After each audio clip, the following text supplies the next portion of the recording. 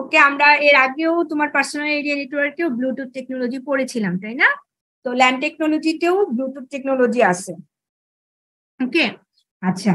তো এই দুটা একসাথে যদি আমরা বলি হোম রেডিও ফ্রিকোয়েন্সি অ্যান্ড হচ্ছে ব্লুটুথ। নর্মালি তোমার home radio frequency 2 megabit per second data rate support করে থাকে, এবং এটার কাভারেজ রেঞ্জ হচ্ছে খুব বেশি না, যেহেতু এটাও হচ্ছে তোমার লোকাল এরিয়া নেটওয়ার্ক। তো বলছে যে অ্যাপ্রক্সিমেটলি 50 মিটারের রেঞ্জ। ওকে, আচ্ছা। তোমার নর্মালি হচ্ছে ব্লুটুথ ব্লুটুথ নেটওয়ার্ক বা Bluetooth technology is design to connect devices of different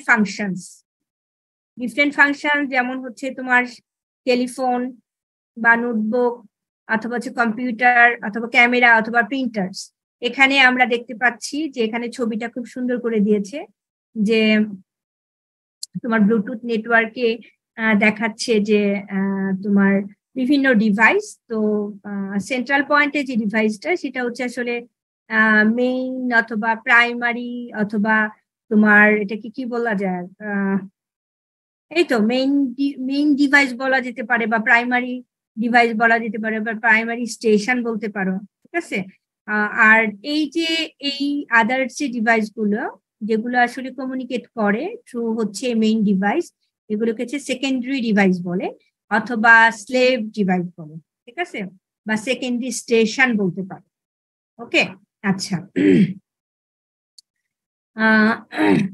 normally হচ্ছে তোমার ব্লুটুথ দুই ভাবে ভাগ করা যেতে পারে।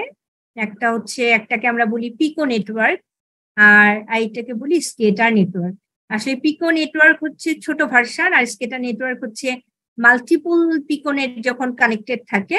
ঠিক আছে, কমিউনিকেশনের রেঞ্জ বাড়ানোর জন্য যখন মাল্টিপল পিকোনেট কানেক্ট করা হয় তখন আমরা সেই নেটওয়ার্কটাকে স্কেটার নেটওয়ার্ক বলি। ঠিক আছে, তো নর্মালি তোমার পিকোনেটের ইন জেনারেল কেস 8টা স্টেশন থাকে ইন টোটাল, ইনক্লুডিং তোমার প্রাইমারি স্টেশন। ওকে, আচ্ছা। তার মানে যার মধ্যে একটাকে আমরা প্রাইমারি স্টেশন বলছি, আর বাকিগুলোকে সেকেন্ডারি স্টেশন বা স্লেভ স্টেশন আমরা বলতে পারি।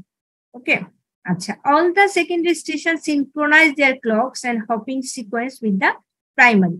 তাহলে এখানে হচ্ছে তোমার এই যে সেকেন্ডারি স্টেশন গুলো সবগুলো আসলে কমিউনিকেট করে হচ্ছে থ্রু হচ্ছে প্রাইমারি বা মেইন ডিভাইসের মাধ্যমে। দ্যাটস ওয়াই আসলে এখানে হচ্ছে সিনক্রোনাইজেশনটা খুবই important. Bluetooth uses frequency hopping spread spectrum in the physical layer to avoid interference from other devices or network. তো আমরা ফ্রিকোয়েন্সি হোপিং এখনো পড়ি নাই, পড়বো। তো ফ্রিকোয়েন্সি যেটা আমরা বলেছিলাম স্প্রেড স্পেকট্রাম, হ্যাঁ, সেখানে আমরা ফ্রিকোয়েন্সি হোপিং স্প্রেড স্পেকট্রাম পড়বো আর কি। তো নর্মালি হচ্ছে তোমার ব্লুটুথ হচ্ছে ফিজিক্যাল লেয়ারে তোমার এই টেকনিকটা ইউজ করে থাকে। ঠিক আছে, ফ্রিকোয়েন্সি হোপিং স্প্রেড স্পেকট্রাম এটা বেসিকলি ইউজ করে থাকে যেন ইন্টারফিয়ারেন্স না হয়। ইন্টারফিয়ারেন্সটাকে অ্যাভয়েড করার জন্য তোমার ব্লুটুথ তার ফিজিক্যাল লেয়ারে frequency hoping spread spectrum technique apply করে থাকে।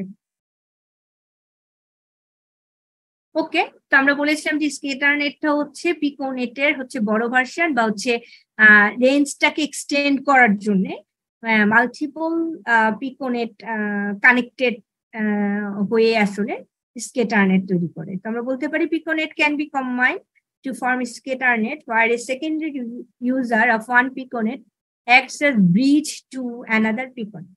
তাহলে এখানে বলছে যে কম্বাইন যখন হয় তোমার একটা মাল্টিপল পিকোনেট যখন কম্বাইন্ড হয়, হ্যাঁ, তখন হচ্ছে তোমার স্কেটার নেট হয়। এবং এই ক্ষেত্রে যেটা আমরা দেখছি যে তাহলে একটা নেটওয়ার্ক কারণ দুইটার মধ্যে কমিউনিকেশনটা হওয়ার জন্য একটা মাধ্যম বা ব্রিজ দরকার। তো ওদের মধ্যে এক্সিস্টিং যে সেকেন্ডারি ডিভাইস আছে তাদেরই একটা হচ্ছে এই ব্রিজ হিসেবে কাজ করে থাকে। ঠিক আছে, যে একটা নেটওয়ার্কের ইনফরমেশন আসলে আরেকটা নেটওয়ার্কে ফরওয়ার্ড করার জন্য তাদের মধ্যে যে একটা কমিউনিকেশনের যে মাধ্যম বা বন্ধন একটা তৈরি করে আর কি, ব্রিজ, যে কোনো একটা সেকেন্ডারি ডিভাইস। এটা পিকোনেট 1 এর ডিভাইস হতে পারে অথবা পিকোনেট 2 এর ডিভাইস হতে পারে।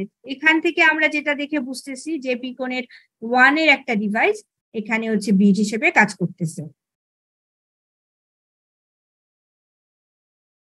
Okay, the bridge secondary or slave acts as a primary in receiving packet from the original primary of first piconet, then deliver the piconet to secondaries of the second piconet. আচ্ছা, normally আমরা বলেছিলাম যে কমিউনিকেশনটা আসলে main device বা primary স্টেশনের মাধ্যমে হয়ে থাকে, তাই না?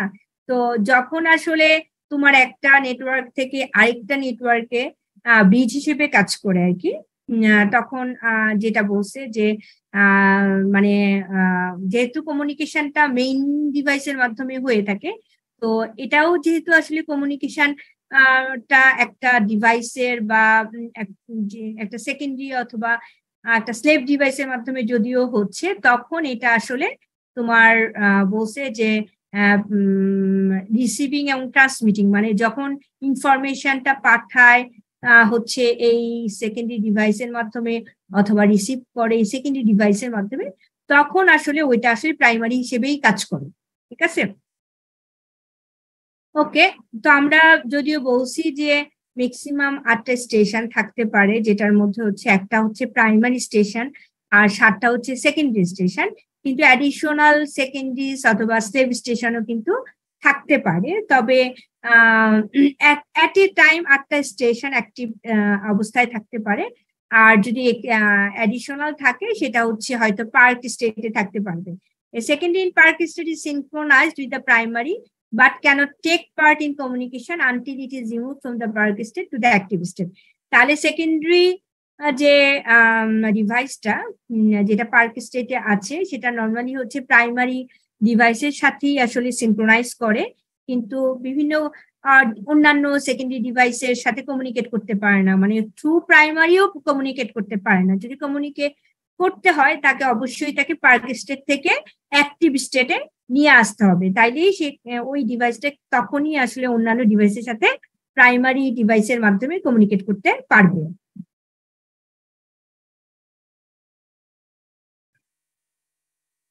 Okay, 2 types of link can be created between primary and secondary. এখানে তোমরা খেয়াল করে দেখো যে সেকেন্ডারি এবং প্রাইমারির মধ্যে যে লিঙ্ক, যে ওয়্যারলেস লিঙ্কটা আছে, ওই লিঙ্কটার কথা বলছে যে 2 রকমের লিঙ্ক হতে পারে। একটা হতে পারে তোমার সিনক্রোনাস কানেকশন ওরিয়েন্টেড, SCO, এটাকে আমরা সংক্ষেপে বলি SCO, সিনক্রোনাস কানেকশন ওরিয়েন্টেড। আর আরেকটা হতে পারে asynchronous connection less link, ACL। আচ্ছা, এক মিনিট।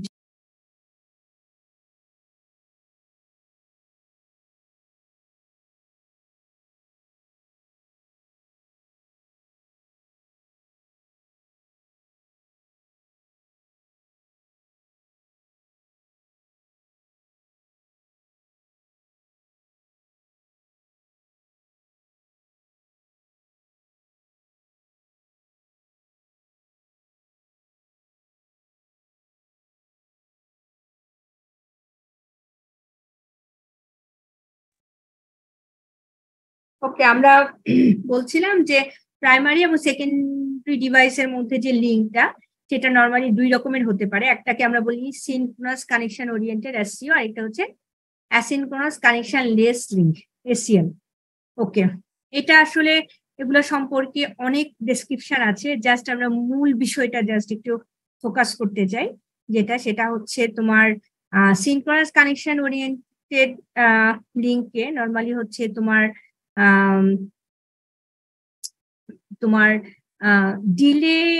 ডিলেটাকে বেশি ইম্পর্টেন্ট দেয়, যে আসলে ল্যাটেন্সি অথবা হচ্ছে ডিলে এটা হওয়া যাবে না। ঠিক আছে, মানে হচ্ছে সিনক্রোনাসলি তোমার ডেটা ডেলিভারি দিতে হবে।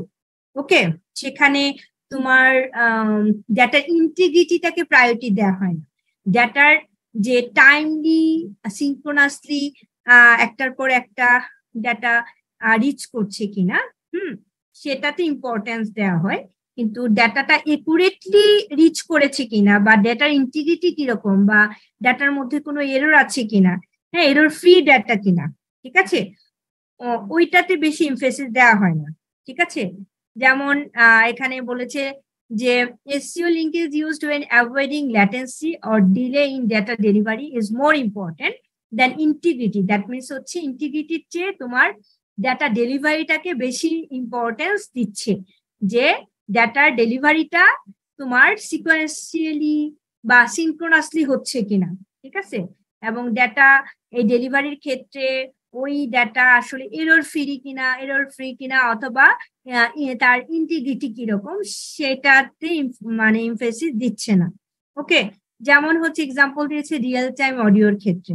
হ্যাঁ, যে যদি তোমার রিয়েল টাইম অডিওর ক্ষেত্রে একটা এক্সাম্পল দিয়েছে যে যদি এরকম হয় যে যে প্যাকেটটা ডেলিভারি হয়ে গেছে, হ্যাঁ যদি কোনো কারণে ওই প্যাকেটটা তোমার ক্র্যাশ করে অথবা ড্যামেজ হয়ে যায়, তাহলে সেই প্যাকেটটা আর রিট্রান্সমিট করা হবে না, ঠিক আছে? যেটা পাঠাইছে যে অবস্থায় গেছে ওইটা ওই অবস্থায়, আর এটাকে যদি ড্যামেজ হয় ওইটা আর রিট্রান্সমিট করা হবে না, তার পরের প্যাকেটটাকে ট্রান্সমিট করবে, ঠিক আছে? এটা হচ্ছে সিনক্রোনাস কানেকশন ওরিয়েন্টেড। আর অ্যাসিনক্রোনাস কানেকশন লেস লিঙ্কের ক্ষেত্রে বলছে ডাটার ইন্টিগ্রিটিটা হচ্ছে বেশি ইম্পর্টেন্ট, ঠিক আছে, দেন অ্যাভয়েডিং ল্যাটেন্সি। মানে হচ্ছে ডাটা সিনক্রোনাস কিনা, হ্যাঁ, এবং হচ্ছে ডাটার ডেলিভারি টাইমলি হলো কিনা, হ্যাঁ, এখানে এটা ডাজেন্ট ম্যাটার, বাট ডাটা হচ্ছে একুরেটলি ডেলিভার করা হলো কিনা সেটা হচ্ছে important. In this type link if payload encapsulated in the frame is lost or corrupted, it is retransmitted. তার মানে হচ্ছে তোমার ডাটা ডেলিভারিতে যদি কোনো কারণে ডাটার একুরেসিতে প্রবলেম হয় বা ডাটা করাপ্ট হয়, ঠিক আছে, নিড টু বি রিট্রান্সমিটেড, তখন এটাকে অবশ্যই আবার রিট্রান্সমিট করতে হবে, কারণ অ্যাসিনক্রোনাসের ক্ষেত্রে ডাটার ইন্টিগ্রিটি বা ডাটার কারেক্টনেস অথবা হচ্ছে ডাটা এরর ফ্রি কিনা সেটাতে ইম্পর্টেন্স দেয়া হয়। Okay, narrow band radio frequency LAN, এটা যেমন কন্ট্রোল মডিউল আছে দেখো, আর হচ্ছে তোমার ইউজার মডিউল এবং ফ্রিকোয়েন্সি আলাদা আলাদা, তোমার কন্ট্রোল মডিউল তোমার ডিফারেন্ট ফ্রিকোয়েন্সি ইউজ করে থাকে। হ্যাঁ, এখানে যেমন 3টা কন্ট্রোল মডিউল দেখাইছে সেটা, এবং হচ্ছে কয়েকজন ইউজার মডিউল যে ফ্রিকোয়েন্সি ইউজ করছে সেটা হচ্ছে ডিফারেন্ট ফ্রিকোয়েন্সি ফ্রম নেইবার বা অ্যাডজেসেন্ট যে কন্ট্রোল মডিউল আছে তা, ঠিক আছে? তো narrow band radio frequency normally হচ্ছে তোমার ভেরি ন্যারো ব্যান্ডউইথ ইউজ করে থাকে, এবং হচ্ছে অ্যাডজেসেন্ট সেলগুলো হচ্ছে ডিফারেন্ট ফ্রিকোয়েন্সি ব্যান্ড ইউজ করে থাকে, এবং হচ্ছে অ্যাটাকার যেন অ্যাটাক করতে না পারে সেই জন্য আসলে তোমার ট্রান্সমিশনটা এনক্রিপ্ট করা হয়, এবং ডিফারেন্ট কন্ট্রোল মডিউল থাকে যেগুলো আসলে তোমার এই খেয়াল করে দেখো যে এদের যে মেইনলি হচ্ছে কন্ট্রোল মডিউল যে ব্যাকগ্রাউন্ডের সাথে কানেক্টেড, ঠিক আছে? সেখানে হচ্ছে বলছে there are several control module to interface wireless LAN to the backbone ethernet wired LAN. তার মানে হচ্ছে কন্ট্রোল মডিউলটা বেসিক্যালি তোমার ইউজার মডিউল তোমার কমিউনিকেট করে থ্রু কন্ট্রোল মডিউল, এবং কন্ট্রোল মডিউলটাই হচ্ছে তোমার হচ্ছে নর্মালি হচ্ছে ইথারনেট ওয়্যার্ডের মাধ্যমে ব্যাকবোনের সাথে কানেক্টেড। ওকে।